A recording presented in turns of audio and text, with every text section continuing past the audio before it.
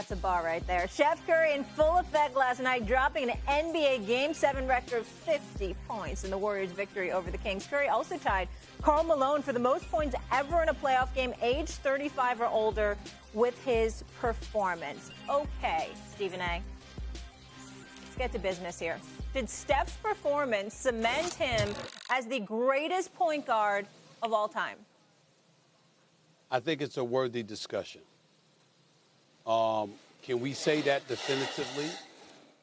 No, because Magic Johnson, like Steph Curry, revolutionized the game of basketball, showed you that a big dude, 6'9", could play point forward or could play point guard, could be an elite passer, run an offense, lead a break, et cetera, although albeit a bit smaller, some would say. You know, the Oscar Robinsons of the world showcased that themselves, particularly him, because he averaged a triple-double in the 60s. But the fact of the matter is, Magic Johnson revolutionized the game of basketball. We can't get around that.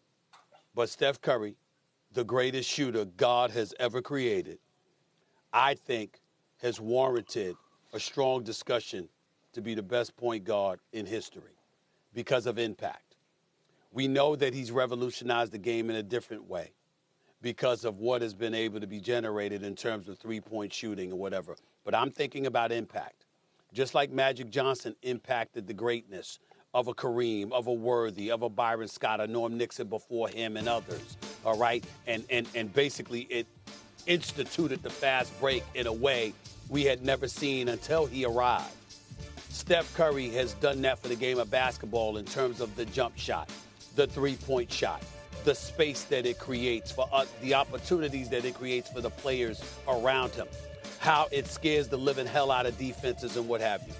And then when you take into account not just his shooting ability, but it's off the dribble, it's floaters, it's runners, it's spot ups, it's off screens and picks, it's everywhere, it's off the dribble, creating his own shot. This brother is something magnificent. There is no way around it.